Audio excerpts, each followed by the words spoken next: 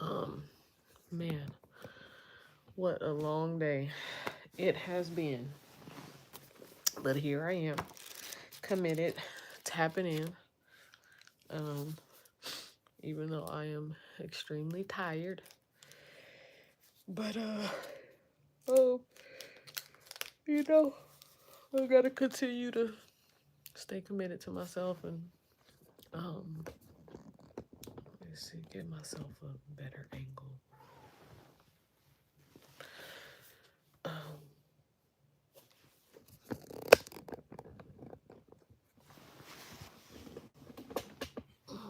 all right, got a little bit of the painting in the background. That's what's up.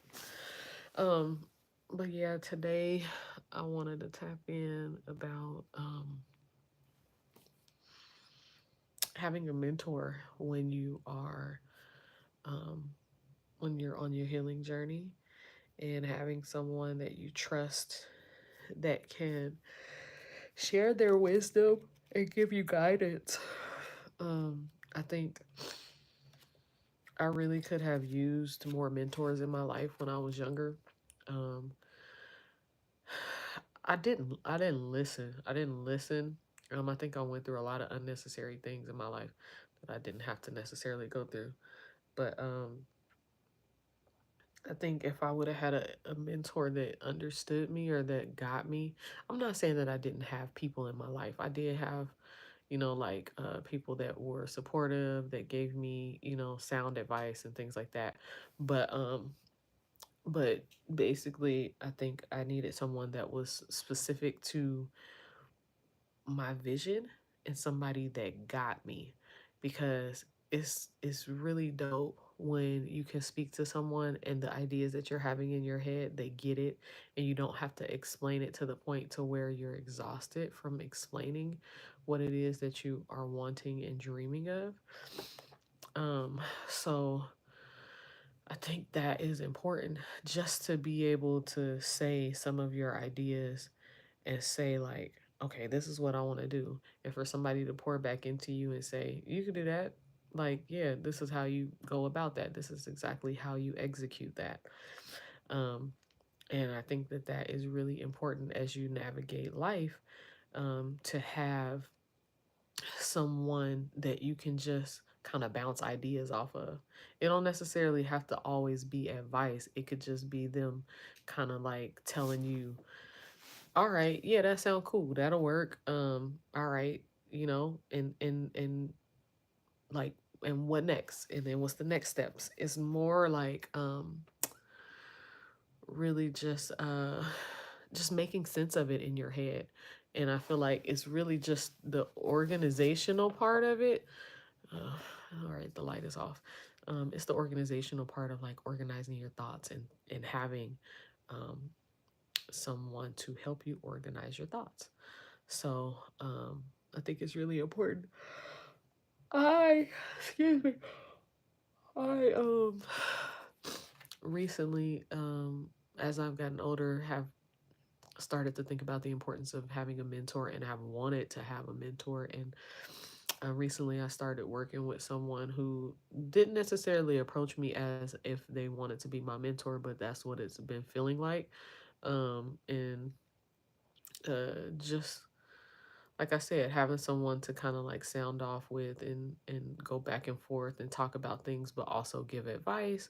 Someone who is, um, I I always stress discernment and like making sure that whoever you're dealing with, whoever you're sharing your ideas with, that they are somebody that's not going to try and take advantage of you, and not try and just say things that will benefit them.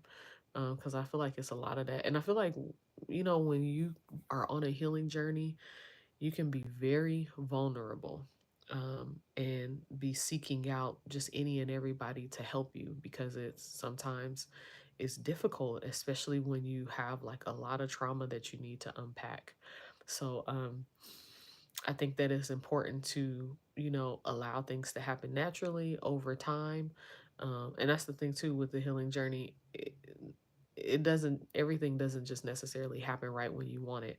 Sometimes you have to wait. Sometimes that you have to handle things and deal with things on your own and be by yourself and be in a season of solitude so that you can, um, you know, really sit with some things yourself and build up your own strength and discernment and your own relationship with the creator or whoever you may call it, God.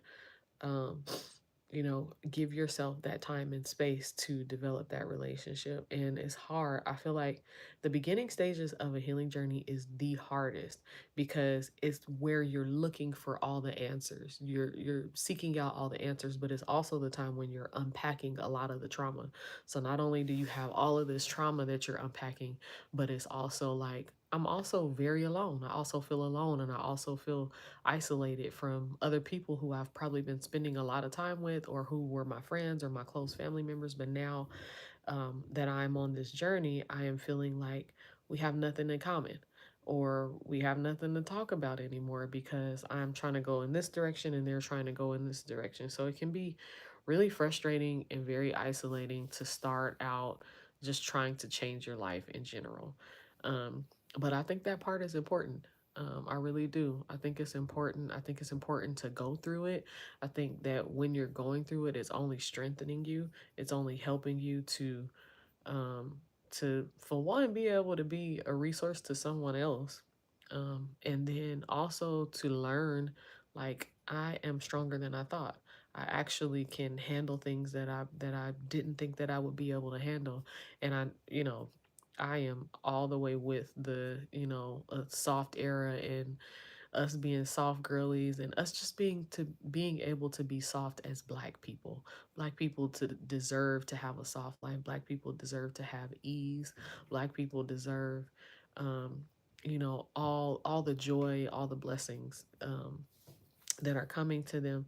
But I do believe in order to appreciate a soft life, a life of ease, you may have had to go through some things. And I think that it helps you to appreciate when you get into that era. Some people don't, but I just feel like it really builds character when you are learning to walk. A life that is built with integrity, where you are a good person, where you feel spiritually clean and aligned, and spiritually like just like having integrity and having emotional intelligence. I think that that's something that you have to work for, and it's not easy. It's not something that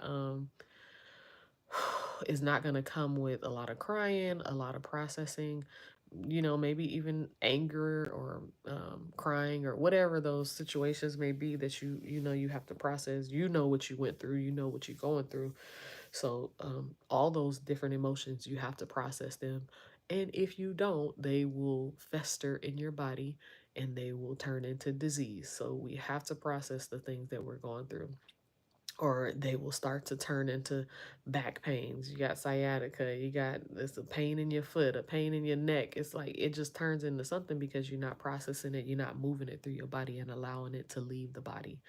Um, so I don't know how I got to all of that talking about mentors, but either way, I do think that having a mentor is it helps you to process that. And I think that even with a mentor, I think you have to go through some of the things in isolation in order to align and attract the right mentor. And I feel like that is probably so. And I'm not saying you might not have different mentors at different phases of your life. Like one mentor might, and you can have multiple mentors, but one mentor might be somebody that is just showing you how to process and go through the healing journey. And then you might have another mentor that after you've processed the healing journey and after you've went through the trauma, after you cried and did all of that process, now you're stepping into your purpose. And now you're like, okay, I've healed, and now there are things that I want to do with my life, and there are things that I want to help other people with. And then you might have a mentor for that. You might have a business mentor, somebody that is more so helping you with business. You might have a mentor that is that helps with family, or you might have one mentor that is like well rounded and can talk to you through different things. But like I said, I really think it takes some discernment, because I I just have seen so many people be taken advantage of when it comes to healing spaces, life coaching. um I feel like I've seen a lot of people be manipulated into being in cults, and doing things that aren't, um, they're not synonymous with healing. And I think a lot of people are easily misled. And I'm not saying that I haven't been one of them people. I mean, I've never been in a cult, but I definitely have been in situations where people took advantage of me, and I didn't even know. And thank God that uh, thank God that I am that didn't destroy me, that did not, um, make me not be able to move forward. And so, but like I said, I think, having discernment and, reading different literatures, um, different, like, like it might be like a self-help book, very generalized things that don't, you know, like, I just, I think sometimes it can be really hard when you put your faith in one person, and you have one person or one group of people that try to tell you, oh, this is what you need to be doing. This is the right way. This is that. You know what I'm saying? I feel like the right way has the right way has a lot of different paths. Yes, they all say the same thing, but they align with a lot of different people. Just like, for instance, like when you think about like religions or whatever, like all you can take a piece of probably each religion and say that it is like in alignment with another religion, right? But to me, if you take one religion and you're like, you can't do this, and that. You can't do that. You can't do that. You can't do that. Then it starts to kind of get like controlling. And then it's like in a space of like, all right, this is like, yeah, you are manipulating me and you're taking advantage of me. But I think that just looking at things like, is this fun? Am I myself? Can I be my authentic self in this space? Can I, um, I think authenticity is a really big piece. Like, can I be myself? um is this, and I'm not saying the bad parts of ourselves. Yes, yes, yes, yes, like, yes, we do need to explore the bad parts of ourselves as well, because I do believe that we need to tap into our shadows and figure out exactly where some of our pain, where our darkness, where our fear, anger, all of those things, you have to explore all of those things as well, and figure out where those things are coming from. And I think it's a time and a space to explore those emotions. Um, but just whatever healing space that you find yourself in, you should feel as if you're being your authentic self. You should feel as if you have boundaries that you are creating for yourself, that they're respected, and that it comes with ease, that it's ease, and that it's nothing that is demanding of your time and demanding of you, and making you um, be in spaces that, or just taking up too much of your time. If it's something that's like burning you out, and you literally every single day you're going to, you got to check in with somebody every single day. I mean, yes, I think when it comes to a mentor, I think at some capacities you can have a mentor where you talk to them every single day. You may like tap in, especially if y'all are mentors, as far as like y'all are good friends. But there should be some professional boundaries as well. It shouldn't be, you know, too in the space of, it being personal relationship, or like intimate relationships. I think, yes, it can be personal as far as like family, but I think sometimes it can get confusing when you have a mentor that you are intimate with, or a life coach that you're intimate with. Um, because I think it's easier for people to be manipulated. So I don't know. I really feel um I really feel passionate about when people are healing and making sure that they are safe. When I curate spaces, I try to make sure not necessarily that it's a safe space, because I think at any given moment, if somebody is talking about something that they're healing from, it can be traumatic and triggering. But what I do want is that um, it's a place where they feel okay to talk about it. They feel okay to process it, and they have resources that they can tap into, whether that be resources from the wisdom that's in the room and the wisdom that everyone else is sharing, or resources like as simple as basic needs, water, fresh fruit. Um, but I just think that I'm very careful about handling people when they are healing. Oh, thank you. Um, it took me a long time to accept my talking voice, because I'm a singer, and I think a lot of singers are very particular about their talking voice. But yeah, thank you. Um, but yeah, I think that um, I'm very careful about people being in a healing space and offering their vulnerability, and me being very careful about handling someone's vulnerability and not misusing it and not manipulating them. There are so many people in the world who and these are people that may have been hurt, and so that's why they're choosing to hurt and manipulate people. But I just want to caution people to be careful of people who just have all the answers and have the key to everything, because life is literally not about that. We're all figuring it out. No one has the answer for everything. Everybody's life is different. So like, what works for someone else isn't going to work for you. um and it's all about like working through the kinks, working through whatever the different things are that you're going to go through, and and you being able to figure that out on your own. So anyone that's trying to help you, they should be giving you tools that you can take and you can use without them. And I really think that is a good uh,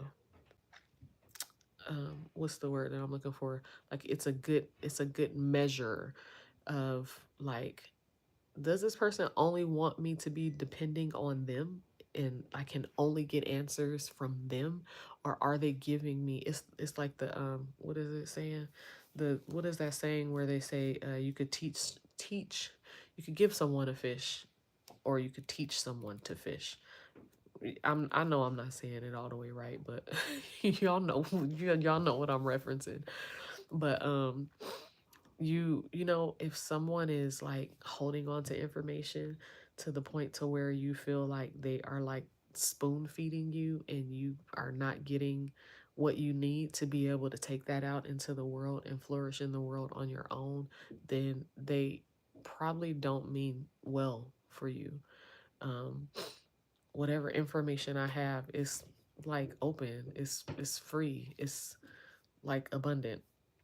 I don't know everything. I will never tell anyone that I know everything. I will never tell anyone that like I'm the only person that they should listen to, or I'm the only person that can help them, or they have to come to me for everything. I want, and like, even when I think about my son, I want my son, whatever I teach him, that he can go out into the world and use that and try it out on his own, and make mistakes, learn. That's what life is about. We have to make mistakes, we have to fail, we have to learn what works and what doesn't work.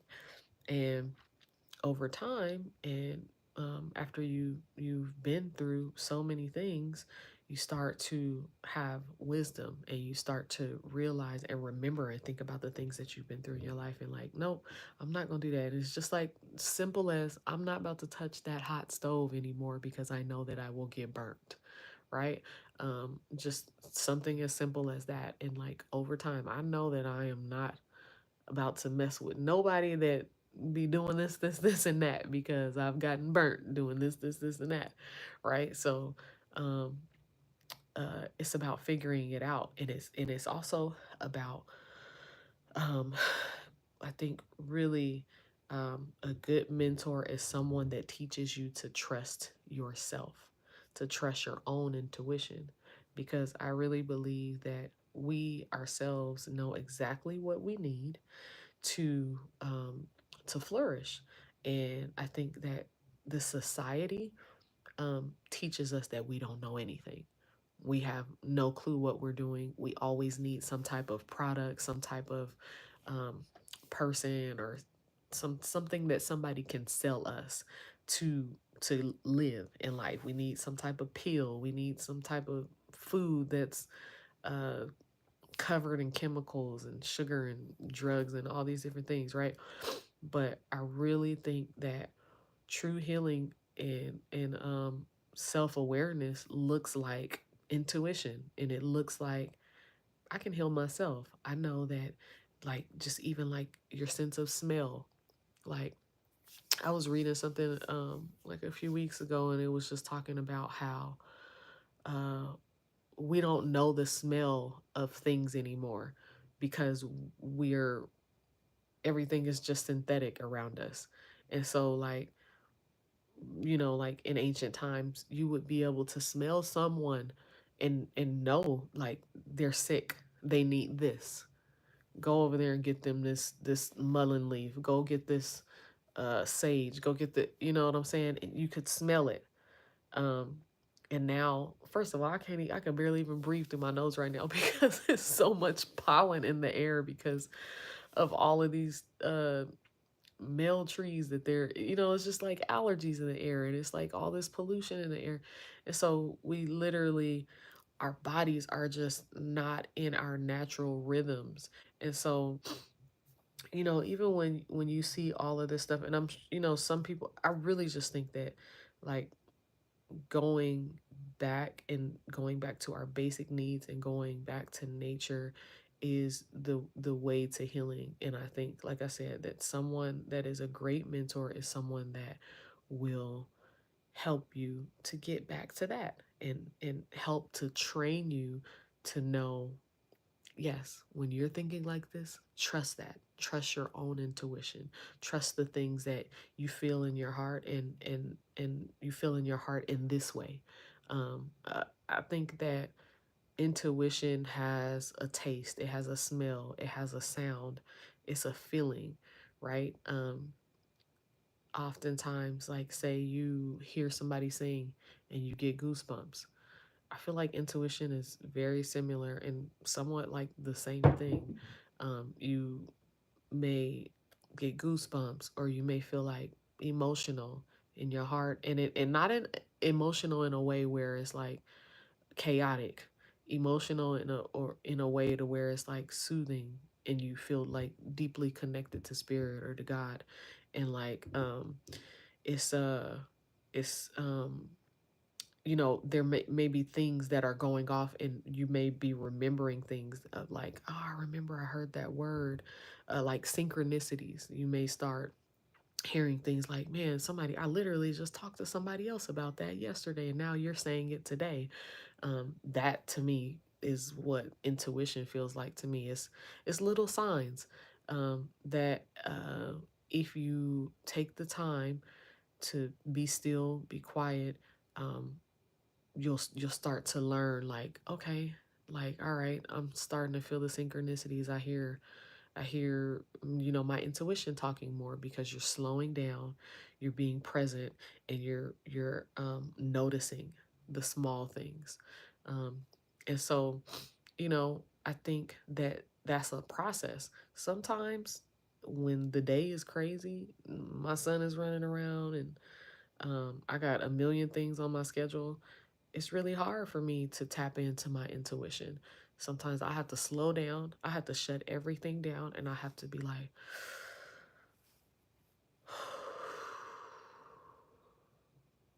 give myself some time to actually feel what my intuition is telling me. But when you have so many outside things, yelling at you, it's really hard to know what you need intuitively, right? But I think it's a practice. I really feel like it's a practice, and I feel like a great mentor can help you practice um, intuition.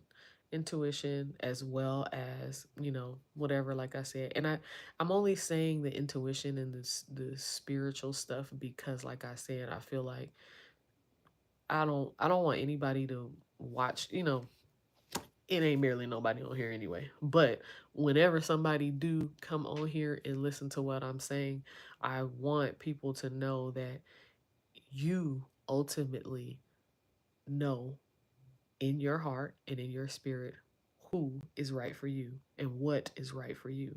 So when you're choosing a mentor, or when you are on the path to where you want a mentor to choose you, that it should be in alignment with your intuition. It should feel good to you. It should feel authentic. It should feel like you're able to be the best you possible. It should feel wholesome. Wholesome. It should feel wholesome. It should feel um, like righteous and right. It should feel right. It shouldn't be no funny shit, no shady shit. None of that. They should be a good person, solid person. And so, yeah, I think sometimes it's hard to decipher that. And if you've been through a lot of stuff, it can be even harder. If you've been around a lot of people who have treated you badly, and come from a family with a lot of trauma, it can be really hard to find good people. And so I think that it's really important to take your time to make sure that you feel safe in your spirit, um, and that that person is a good person, so that you're not taken advantage of. And I think that, once you kind of like cross all those T's and dot all those I's, I think a mentor is a really good asset to uh, healing journey, spiritual growth, financial business growth. I think that mentors are really important. And I think I wish, like I said, I wish I would have had more mentors early on that wanted to take me on as a mentee. But I also think I was hella hard headed. I'm a Leo, so I'm uh, bossy and bullheaded, and don't listen. And but I just, like I said, I feel like if it would have been somebody that understood where I was coming from and understood my vision, um but it is what it is. I hope that one day I can mentor some young people, and I can, especially someone that came from a similar background as me. um I really think that that would be really dope. And I think that, regardless of if I had a mentor at a really young age or not, I was able to go through the things that I went through for a reason, and I'm gonna be able to share that with somebody who really needs the wisdom that I have to give. So, yeah, that's all I have to say. I was just tapping in really quick to honor my commitment of me going live every single day, and I'm gonna continue to do so. Eventually, I will start adding people um, to tap into these lives so that I can have conversations with someone else outside of me. um, but yeah, please share this live if you received any type of knowledge from it, or if it resonates with you. Like it, share it, support the page, um, and yeah, I hope if a mentor is something that you're looking for, I hope that you find one, and I hope that um, you know, that they are in alignment with your needs, and that you are safe with them, and that you continue to flourish. And yeah, yep, that's it. That's it. I'm gonna share this book too. I wanna. It's backwards, but it say chakra healing. Um, I be really tapping into this book, and like anytime I'm kind of feeling anything, it has like a lot of different like meditations, and like what it looks like when certain chakras are out of alignment. Um, and so it's been my sis, Dr. Fatima Pourcourshid gifted me this book, so it has been a great resource to me. So that's also something that I recommend when we're on our healing journey, is having great literature to refer back to. I will always refer, and my friend Fadi, she introduced me to her as well, is Dr. Tama Bryant. She is a therapist, and she gives really basic, broken down um, examples of what it looks like when you're in toxic situations. And she really helped me on my healing journey, to know, like, dang, that I didn't even know that wasn't right, that I've been in this situation. And because sometimes we ignore our intuition. And I think sometimes when you are so used to not listening to your intuition, um, you just ignore it, and you can be in situations, or you might ignore it out of fear. Like, exactly what your intuition is telling you. Know exactly that it's saying you do not need to be in this situation. You need to get out of here. But because you've been ignoring it for so long, or you're afraid to do what it is, or you might be afraid of someone's reaction. You might be afraid of, being out on your own if you leave someone. You might be afraid of, stability, whatever the fear may be. And you decide, or you make the decision to ignore your intuition, and then you end up suffering in situations that you knew good and goddamn well that you wasn't supposed to be in that situation. And I've done that. And so now that I look back, I'm like, you felt it in your spirit, and you knew good and well that you weren't supposed to be in that situation. And because you didn't trust yourself, you had a fear of being alone, you had a fear of this, you had a fear of that, you continued to stay in that situation. And so obviously that was something that you needed to learn. That was a lesson you needed to learn. But I really truly believe if we just face our intuition without fear, and we allow our intuition to guide us, and when we listen, we will be in a lot better situations. And once I did listen to my intuition, my whole situation changed. My whole situation changed, and I'm not, I still have room to grow, but man, my life is, man, the peace that I feel in my life. Yes, I still am going through things, but the my surroundings, just even my surroundings, have changed drastically. What I see now, just looking around my room, looking around my space, what I feel now is it's man, it's so much different. And it's because I did it afraid. I was afraid, but I still decided to trust my intuition. And so yeah, I hoping and praying that we're all able to trust our intuition, and continue to build our intuition up, and build the strength of our intuition, and know exactly, to where you could be, experiencing something you like, I'm getting the hell up out of here, because I already know, and I feel it in my spirit. And I think that the more that you practice it, the more, the stronger, the louder your intuition will be. Um, so yeah, that's all I have to share tonight. I will be back tomorrow tapping in with y'all.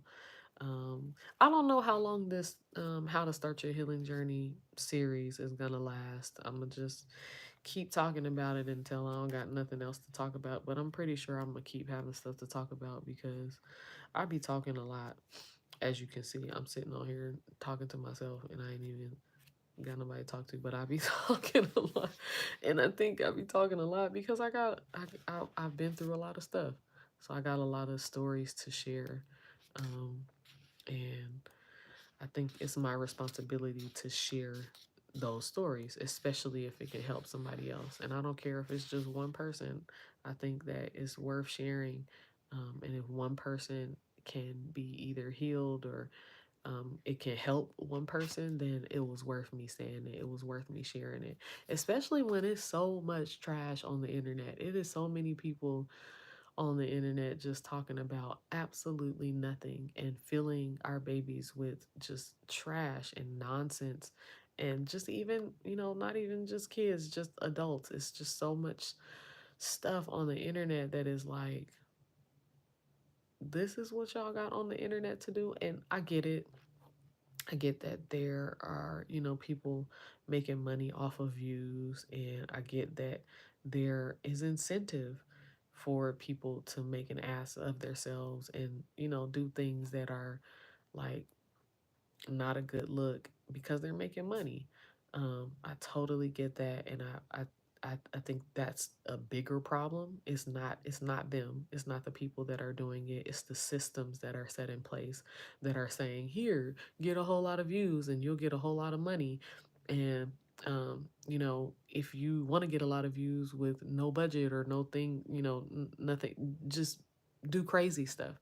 You know, expose yourself, do stuff that is like just whatever it may be.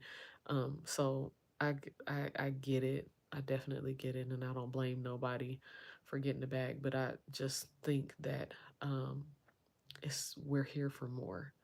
We're here for more than just like laughs and shits and giggles. We're here to connect on a deeper level. We are here to better the generation that is coming behind us. Um, and I'm really just trying to tap into that. I'm really just trying to tap into my higher self and be better. I have, like I said, been through hella shit and really um, just want to be better.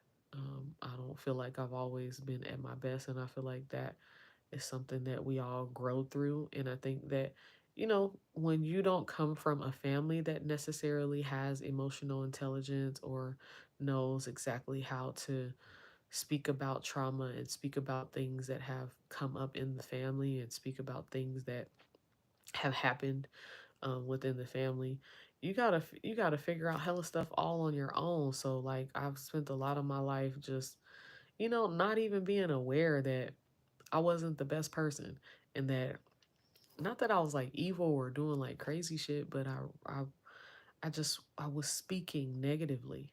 I was spending time doing things that weren't helping my community, that weren't enriching my community. I was, worried about the wrong shit, worried about, trying to talk to hella dudes or, just dudes with money and instead of having people in my life and having people around me that actually poured into me, having people around me that were actually good people that that want to help the community, that want to be better people, that want to elevate collective consciousness by being good people. So that's really what I'm on. That's really what I'm about in everything that I do, regardless of if it's motherhood, me being an artist, me being a business owner, however I show up in the world, and in whatever space I show up in the world, I just want to be a good person. And that might be easy for somebody that came from a good family and that everybody in your family is a good person. But for somebody who, it ain't nothing, it is stuff wrong with my family, but my family ain't like, it's not like my family is horrible or anything. When anybody from my family starts seeing these videos, they gonna be cussing me the hell out. It's gonna be a mess. But either way, um, they cannot deny the fact that there have been things and traditions that have been passed on that are not helpful to the young people, and that we're not training up the young people in the ways that they should go. Yes, like you could go to church or whatever, but sometimes church don't teach you how to be a good person, and it be a lot of messy people in church. I mean, church is a place where you go to for healing, so you usually find a lot of people who are hurt, who are broken, who need help and who need healing. And so I just think that, even with church, I think a lot of churches kind of miss the mark when it comes to mental well-being. It's all, like, just read the Bible, pray about it, pray about it. But it's like, bruh, I need to process these emotions. I need to ask questions. I need to, like, talk about what happened. I need to talk about what happened to me. And I need somebody to tell me that I'm not alone and that I'm not the only person that's been through this shit. And so I really think that yes, like, I grew up in church. I still go to church. And I still, but when I do go to church, I make sure that it's a church that understands the political climate, that understands that I'm just not this way and things didn't just happen to me just because, and like, everything's just gonna be all right. There are systemic things that are set in place that are causing harm to me and oppression that is all around me, that is causing my community and Black people not to have resources that we should have.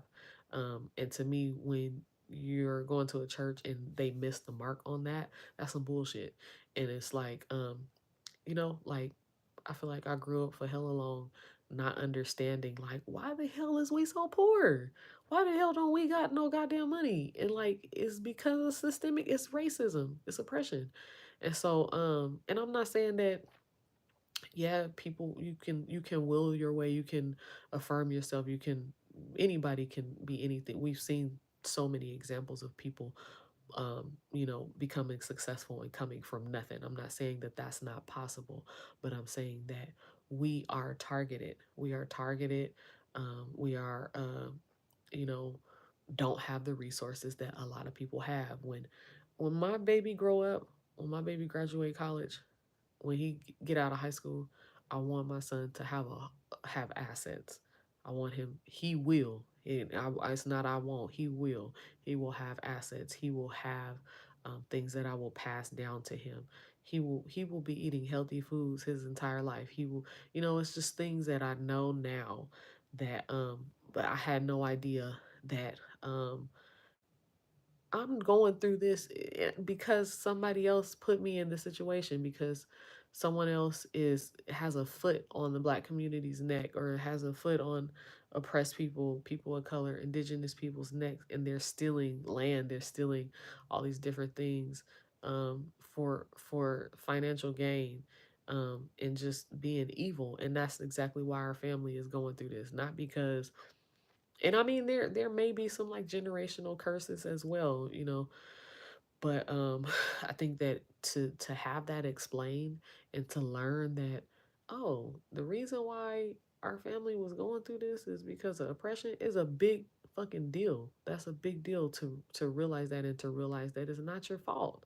It's not your fault that you're going through things. It's not your fault that you're depressed, stressed, because of the food that we're eating, and the food has chemicals all in it. It makes you feel bad. It makes sure our hormones. Kids are, um, you know, experiencing puberty at an early age. Just all these different illnesses and things that you may just think like, damn, where is this coming from? But it's coming from somewhere. It's coming from, the society and the fact that everything is just out of whack. So yeah, I think that that's really important to like have that lens and to understand like, yeah, I'm healing, but it's not all my fault. All this stuff ain't my fault. And now how do I make myself aware of the things that aren't my fault, so that I can, one, just lighten that load and allow myself to not be feeling like, the blame for the things that I've been through, and then also, um, how to move forward, from that, how to, um, align yourself with people who get it, how to align yourself with, you know just the right frequency and the right energy around how to heal through a society that is continuously pushing, um, sickness, disease, stress, frustration on us on a daily basis, whether that be through social media, our food, through goddamn traffic. It's all types of things all around us that are trying to steal our joy. And I think us noticing that and us realizing like hell no, like this systemic racism, this systemic oppression is really trying to come from my joy, really trying to come from my peace. And I feel like the moment that we detach ourselves from that is the moment that true healing begins to happen, and that we can start to navigate in a way to where we're like, nah, you're not about to catch me in a room full of uh corporate white folks with suits on that's hella uncomfortable, that can't acknowledge that spirit is in all things, that won't allow me to acknowledge the fact that I am my ancestors' wildest dreams, and that that I come here through my ancestors, and that I can't, like, you're not about to tell me I can't acknowledge them. You can't, not about to tell me that I can't express myself fully. You're not gonna tell me that I can't be my authentic self. You're not about to tell me how to wear my hair, how to dress, how to nothing, right? But I think when we have that knowledge, that it's easier to call stuff like that out, and it's easier to have discernment, and it's easier to realize like, no, that space ain't for me. Oh, so anyway, I'll go to bed, or I'm gonna just keep talking. I've been on here talking for 45 minutes straight. That's crazy. Um, all right, peace and blessings. I hope that it was something that somebody could take away from this, and I hope to um, continue to have conversations with whoever is listening.